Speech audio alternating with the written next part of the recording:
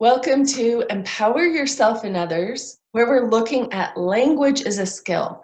This is the second session in the series of the online program. And in this session, we're going to look at understanding your brain at a deeper level and really starting to explore neurolinguistic programming and how it relates to our inner world. Neurolinguistic programming stands for the neurons in our brain. Linguistic or language patterns. Programming refers to how our brain has been wired over time to create the filters of what we see versus what we don't see. And we're also going to talk about the power of language, how to start engaging language as a skill rather than a lot of the ways we tend to throw it around. We're also going to address blocks to empowerment, look a little closer at that, and the keys to empowerment, going into that a little deeper. So let's go ahead and get started. So this first screen looks at the intersection of knowledge. And a lot of times we feel pressured to know the answer. When we start delving into the world of coaching, we're really looking at an exploration. So in this model, the intersection of knowledge, you can see that there's these different areas, what I know and what you know. That's shared common understanding and knowledge. And then there's what I don't know and what you know. So what I don't know and what you know, that's the place that we can share that information. Or there's the place of what I know and what you don't know. And then there's the place of what I don't know and what you don't know. So when we start looking at the coaching model, really delving into an exploration, looking at what are these inner workings of our thoughts, feelings, and the actions that make up our life. And when we start allowing ourselves to explore what we don't know, whether it's what one person knows and we don't know, then we can find resources from that person. Or whether it's what we don't know and the other person knows, there is another opportunity for an intersection or sharing of knowledge and resources. And then sometimes we tend to shy away from what I don't know, from what you don't know. But in this place of what is not defined, what I don't know, what you don't know, that's really a mystery where we can explore expanded options, thinking, feeling, perceiving, choosing, believing options. So allow yourself to be okay with that world of I don't know. And in that, allowing yourself that exploration to delve into your deeper awareness of yourself and to ask those questions that maybe you haven't asked, or asking those questions that maybe you haven't defined answers for. So in this coaching model, we really engage the magic of questions to explore ourselves deeper, to explore life deeper, and to understand more of our meanings and our purpose in what we're achieving and putting our mind to in life. So a really good example of this, allowing yourself to be in the place of I don't know and to share and connect with other people's knowledge. I went to visit my sister, and she lives in a small town with a little garden plot, and they have kind of a country living down there. It's population probably 400 or 500 people in that town. Anyway, I love going to visit. She has a lot of kids. And one day I go to visit, and I'm talking in the living room with my sister and some of the other kids, and two of her kids rush in. Auntie Holly, we got to show you something. And I'm like, oh, okay, come show me. So they took me out to the garden, and there were two of them. It was their names. I'll just give you kind of their first names were Jerusha and Tor. And Jerusha was all fascinated. She had something in her hand, and she was just looking at it and so excited. And I came up behind her, and I'm like, what is it you want to show me? And she opens her hand. And in her hand, I see a little bit of dirt and a worm wriggling around with little bits of dirt on it. And I'm like, oh, wow, that's so cool. She was just so excited about this find. And, you know, she was really like 5 or 6. And she said, you want to hold it? Like, my first thought is, oh, it's a worm. No, I don't really want to hold it. But then I was like, here's a moment where she is in this exploration of life. She is in the magic of something that hasn't yet been totally defined. It's something new in her life, in her experience. So I said, yes, let me hold it. And she dropped it into my hand, and it started to wiggle around as a worm does. And she's like, it's so cool. It just like wiggles and turns. And as I listened to her description of that sensation, I was like, yes, I could have a really deep appreciation for this little night crawler. And so it wiggled and turned in my hand. And in that moment, we shared some magic. If I were to come in with this idea, oh, I already know that, oh, that's a worm, I would have missed the opportunity to really connect with her magic and wonder in that moment. So allowing yourself to be open to exploring things deeper. There's a lot of knowledge and information that we already know. And sometimes when we run up against what we already know, we have this idea, I know that, we discount it and put it back into the files where they're predefined, they have words attached and labels attached, and we don't look deeper. But really, as we start engaging the magic of questions, for her to ask the question as the worm is wiggling in my hand, can you feel it? It's wiggling, it's moving, and can you feel how it moves around your hand? If I allow that to be open in that experience, I share that magical moment with her. So when we start engaging the questions, even though you may have already had knowledge and predefined understandings and explanations of life for yourself, allow yourself to be open to the question, and in the question, to engage that magic of wonder, that moment where you're exploring new levels of yourself, new levels of human behavior, new levels of understanding who we are, what makes us work. So as we go through this series and this process, I hope you'll bring that allowance for the unknown, allowance for exploring. We don't need to have all the right answers. And I get that we were trained in the school system to have the one correct answer, right? But if we allow ourselves just to ask those questions and allow ourselves to explore that and to revel in it and look at the deeper levels of the question, we can start to engage a deeper awareness of ourselves, of our moment, of our life, of those moments that we share with other people. So I think this intersection of knowledge is really valuable to look at, allowing yourself to be in that place of mystery. There's the knowledge that you know, and we like to hang out in what we know because it's comfortable. We have answers for things. Often we think we have the one right answer for things.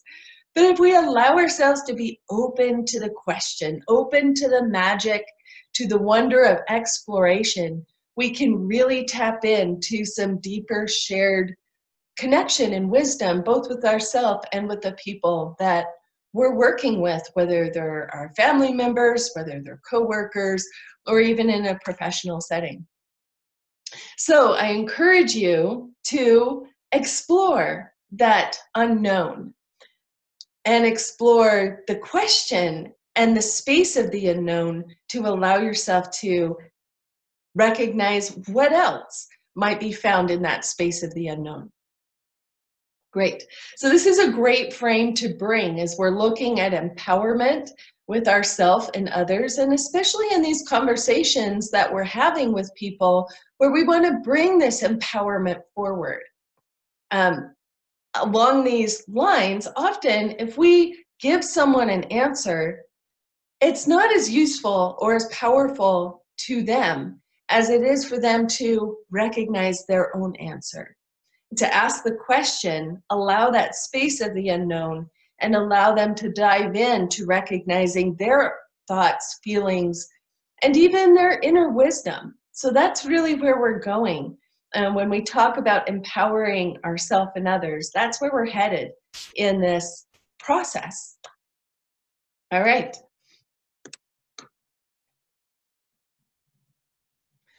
So the model of coaching grew out of humanistic psychology. Now, up until this point, humanistic psychology came on the scene around 1970s, and up until this point, it really had a sense of understanding, like psychology was a frame more in terms of understanding behavior by what we can observe. So that's where we get behavioral experiments and observations, like how many times does a pigeon check a typewriter, tap on a typewriter to get a pellet. And actually that developed our whole science for setting up our gambling to get people addicted to pulling that lever at the casino. Anyway, side rant.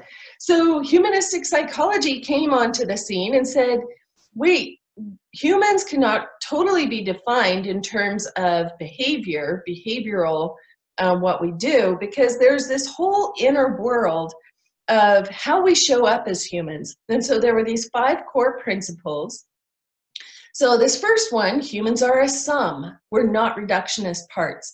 Now, when we look at the medical model, a lot of its model is to chunk back to recognizing a human, but then we chunk back and see the human is made up of these organs, and then we dial in further and see each organ has their particular cells, their cell structure. So the medical model was really to reduce things down to smaller and smaller levels. And humanistic psychology came into the field and said, we are not these compartmentalized pieces, we are whole beings. So let's address human psychology from that space of being a whole being a complete person. So that's the first principle here. The second one is humans in human context and cosmic ecology.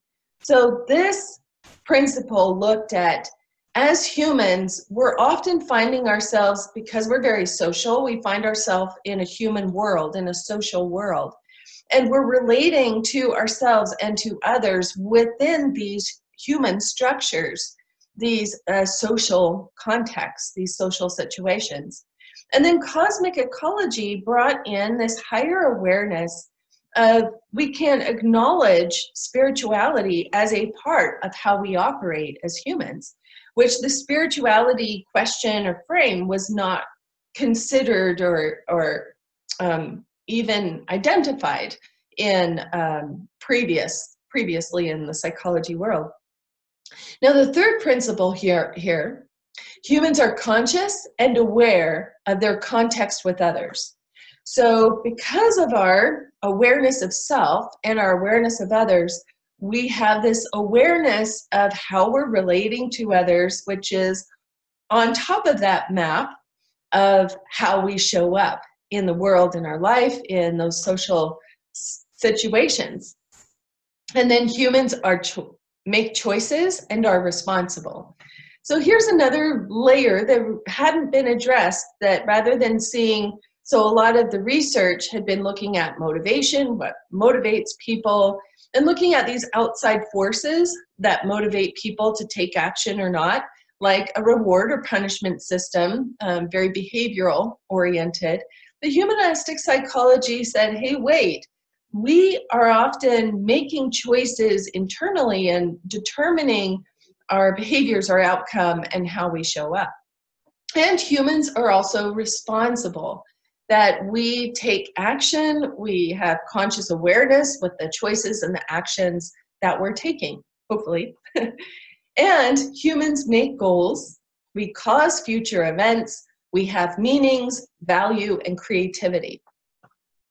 So it also brought into this awareness. As humans, we have this expanded approach to how we live life, how we move in our social world, how we take charge of what we create in our life. and the meanings that we have that are also part of our human experience.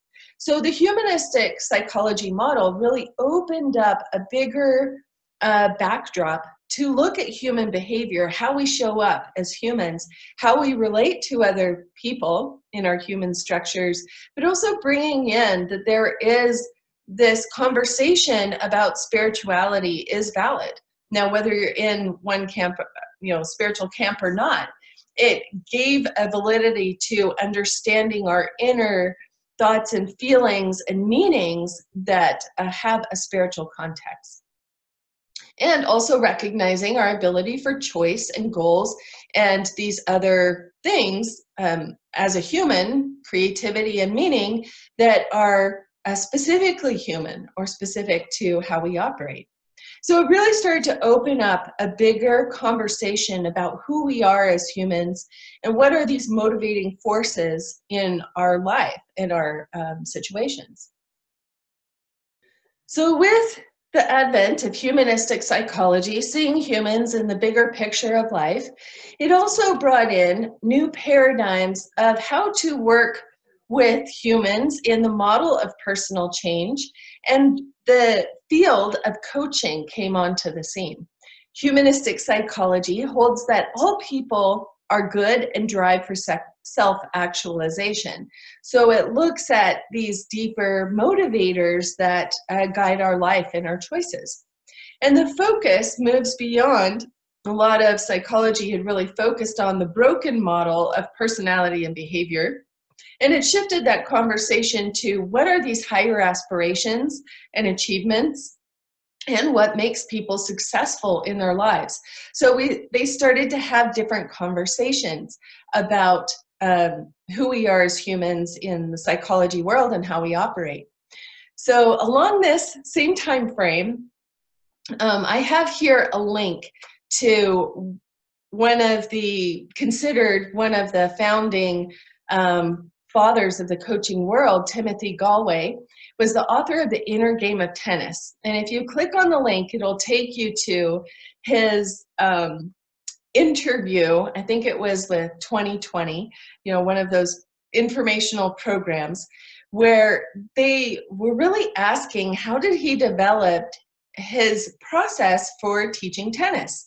So as he recounts the story, he said one day he just felt really tired at the end of the day with teaching tennis, and he still had some students show up. So he did less teaching and more just allowing them to, just throwing the ball and allowing them to figure it out on their own. And he said he started to notice something, that the less he corrected people, the more easily they picked up the process of swinging the racket in the right way, using the right anatomy or the most efficient anatomy, and they figured it out quicker. So the less he corrected, the quicker they got the process. Well, he started to explore this, and because it was kind of a new phenomenon, he thought his job was to show up and teach people the right way to hold your hand, to hold the racket, to do a backhand. But in this process that he developed, where he started to explore this question, if I teach less, how were people actually learning more efficiently? And he developed a system for teaching people how to play tennis even very quickly within 20 to 30 minutes, even if they had never played tennis before or never been athletic.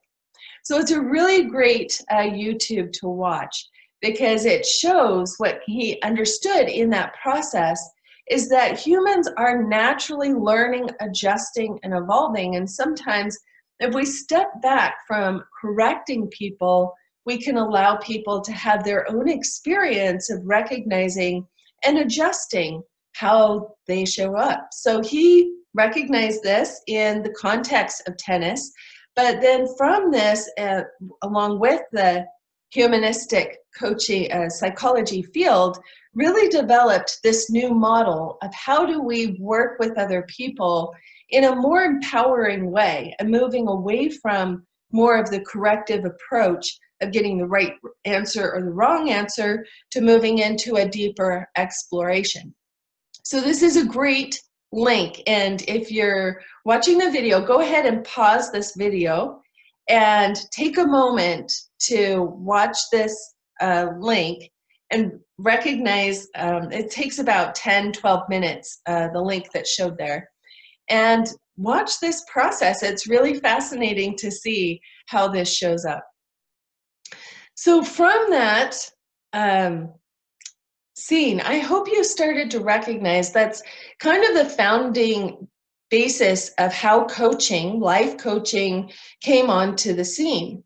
So there are a few, now the world of coaching has a lot of different variations as to how people are showing up as coaching and what those models are.